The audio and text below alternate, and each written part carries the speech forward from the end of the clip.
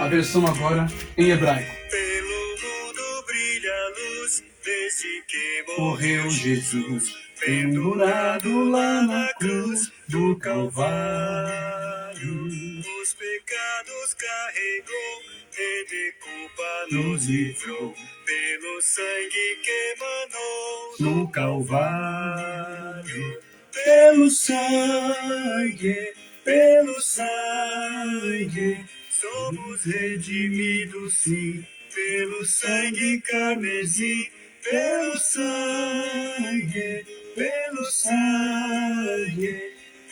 sangue de Jesus No Calvário. antes Pelo sangue. Falando sobre o sangue de Jesus. O sangue de Jesus tem poder, sim ou não? Ou é apenas um adágio popular, é apenas uma fala, é apenas um bordão popular, não é? Não, não é um bordão popular, não é um adágio popular, um ditado popular. É de fato registrado, escrito, registrado, é de fato com cunho, com fundamento bíblico de um dos discípulos de Yeshua. Em sua epístola, primeira carta de João, ele escreve, capítulo 1, versículo 7. Nós lemos esse versículo outrora em grego e agora vamos ler ele em hebraico. O grego é da esquerda para a direita, como no português. Já o hebraico é da direita para a esquerda. Então, nós começamos a ler, não é? Em hebraico, ok? Vem lener, ok? Vem lener baor kaser rubaor, ó, rubaor, beleza? Este lanu quebrar zer em zer. Vedan e Yeshua, ok? Vedan e Yeshua, para terminar, Benomater otanu mikol het. Het é da raiz, ou rat, que vem da raiz ret. Aqui, ó. Ret significa pecado ou errar o alvo, ok? Existem muitas coisas dentro dessa raiz rat, não é? Da raiz rat, que é ret, que é traduzido, transliterado como pecado, que lamentavelmente não tem nada a ver com a lista de pecados criados pela igreja cristã e também herdados, né? E mais somados ainda mais coisas na lista evangélica como pecado contra Deus, contra a palavra, contra o Espírito Santo. Entende isso? Pecado é errar o alvo. Errar o alvo naquele tempo era ir contra a lei, contra a Torá. Então existem muitas coisas que foram colocadas como cargas em cima das pessoas, as exceções em cima da lei, em cima da Torá, por maldade, por perversidade mesmo, por manipulação das pessoas que perduram até hoje no meio evangélico. Mas esse não é o foco desse ensinamento, dessa lição de hoje, dessa aula de hoje. A aula de hoje é a origem do vocábulo Tolá, a origem do vocábulo carmesim. No seu sangue puro carmesim, minha vida toma para ser Senhor, tua para sempre sim. Esses louvores da harpa, todos eles eu os conheço, e digo de novo, eu sou grato à Igreja Sinos de Belém, Missão das Primícias, do missionário Josias, aqui no Cambuci. Amanhã eu estarei lá visitando essa igreja, visitando os irmãos, não é? Onde eu me reconciliei com Yeshua, com Jesus, que foi a primeira igreja que causou um impacto muito grande na minha vida, não é? sobre Yeshua, Jesus e cristianismo. E costumo dizer, essa é uma das igrejas que muitos, quando veem as lives, né, na Matriz, ou do Mensageiro lá no Pernambuco, em Canhotinho, e aqui os mensageiros que tem, quando vê os irmãos, as missionárias, os ministros, os obreiros, né, cantando louvores da harpa, eles falam assim, e os corinhos ainda que são os mesmos, eles falam assim, nossa, essa igreja aí parou no tempo, essa igreja aí tá atrasada, essa igreja parou no tempo. E eu concordo com você, que a Sinos de Belém, Missão das Primícias, ela parou no tempo. Entretanto, porém, ela parou no tempo Kairos. Ela parou no tempo de Jesus. Ela não parou no tempo Cronos. Ela não avançou no tempo do mundanismo. Ela não avançou em formar cantores gospels lá dentro, evangélicos, para ganhar grana, dinheiro, para lucrar. Ela não avançou em vender objetos sacros ou objetos, amuletos de sorte ou para espantar demônios, como muitas fizeram. Ela não avançou na corrupção, na imundícia, que muitas igrejas avançaram. Praticamente quase 80% das que se dizem evangélicas nesse país. Ela não avançou na política suja, corrupta desse país. Mas a Sinos de Belém continua avançando na espiritualidade. Você quer ter um encontro com Deus de verdade? Você quer ter uma experiência com o Espírito Santo de verdade? Vá na igreja Sinos de Belém.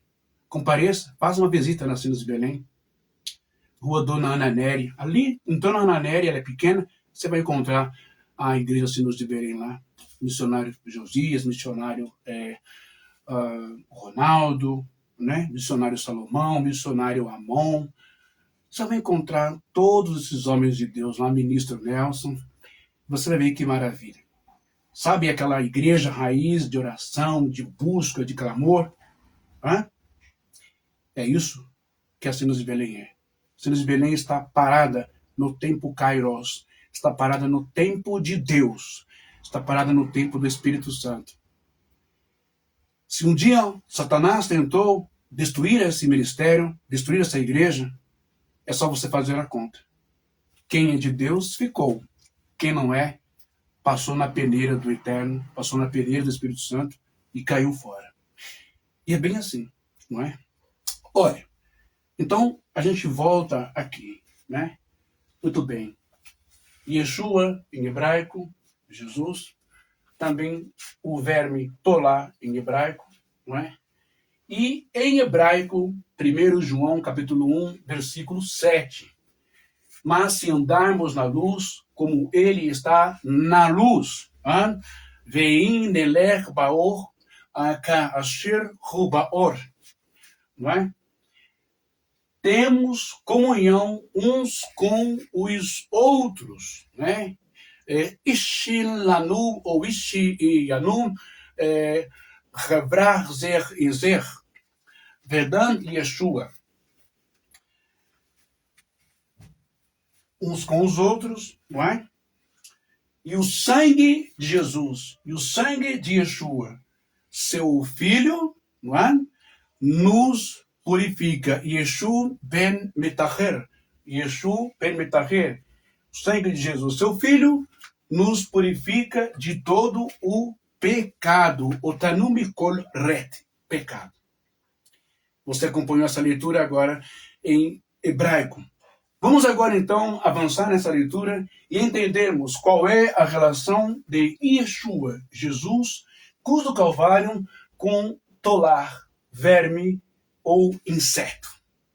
Presta atenção como que Deus, ele é muito preciso, ele é muito minucioso, ele é muito detalhista para as suas coisas, não é?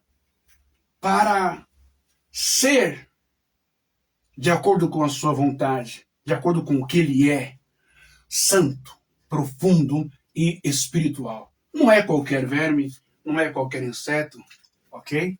E você vai entender a partir de agora dessa leitura do Salmo 22, versículo 6, ok?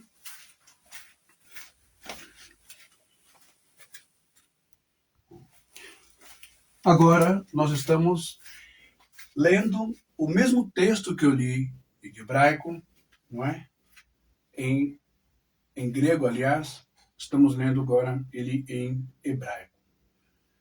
Quando eu disse, o hebraico começa da direita para a esquerda, ok?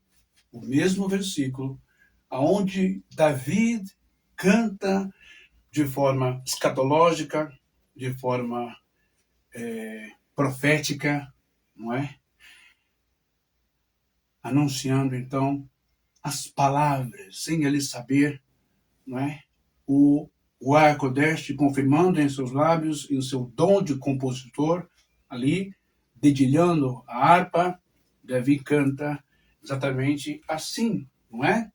Ve'anohin tolat. Ó. Ve'anohin tolat, ve'anohin tolat, velon ish herpat adan uvezuyan. O mesmo verbo aqui, ó. Tolat, não é? O mesmo verbo tolat, a gente vai encontrar ele aqui, ó. O mesmo verbo tolat, a gente encontra ele aqui. Aqui, ó. Ó, tolat. Tá vendo? Ó. Tolat. Tá aqui. O mesmo verbo tolat. Tá vendo? Ó. Ve'anochi tolat velon ish repate adan uvezuyan. Ou seja, mas eu sou verme e não homem, opróbrio dos homens e desprezado do povo. Esse é o Terrilim 22, é o Salmo 22, tá bom? Ele está aqui, ó. É o Salmo 22, Salmo 22, versículo 6.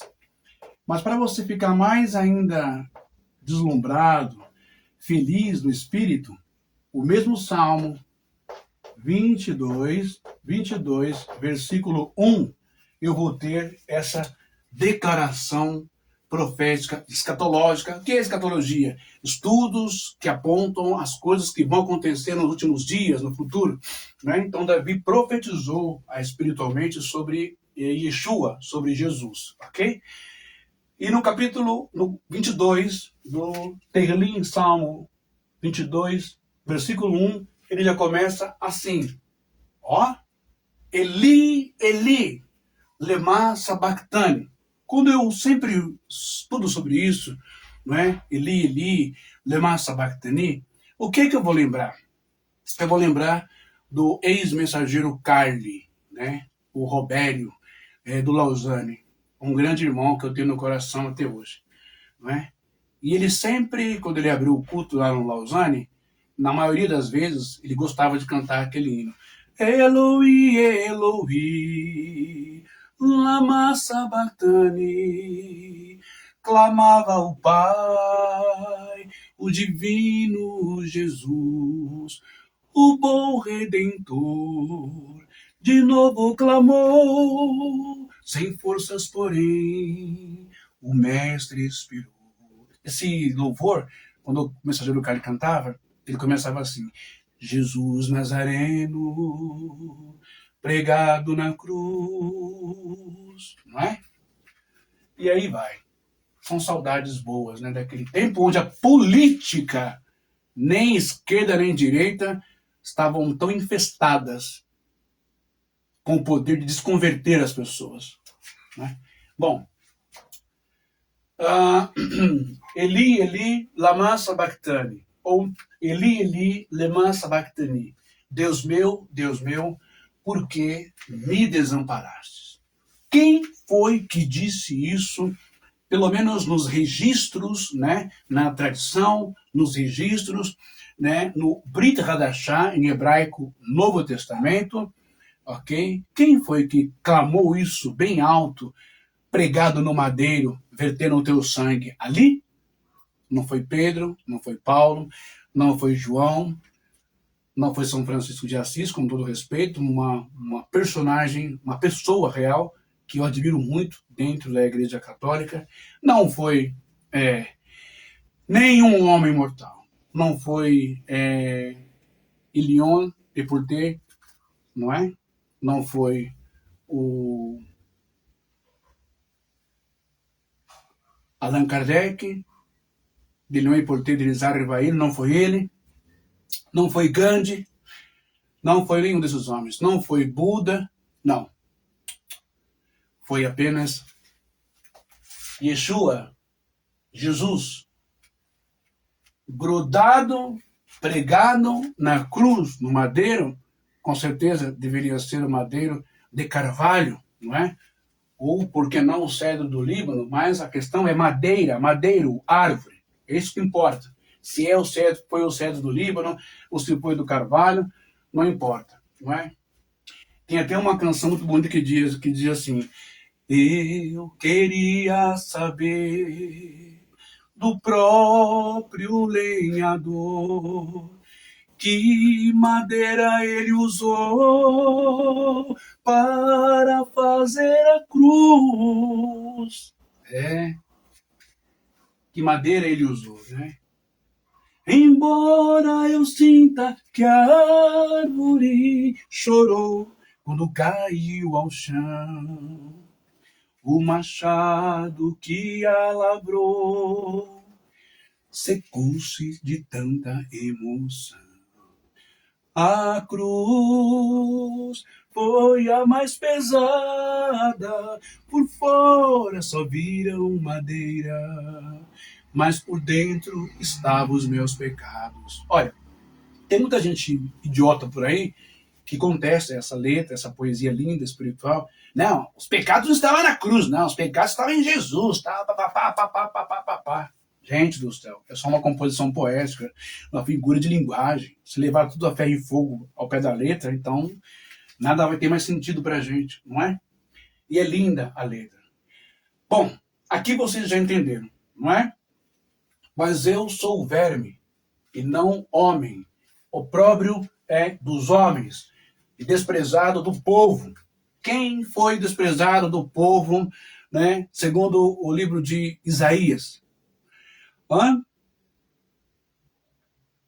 Nenhuma beleza víamos nele. Vai dizer também, quem deu crédito à nossa pregação? Ele era reputado, não é? Ele era achincalhado, ele era desprezado entre os homens, né? Papapá, que você já conhece. Mas, antes de entrar lá no inseto, eu quero pegar ainda um texto de Isaías muito interessante para você acompanhar comigo.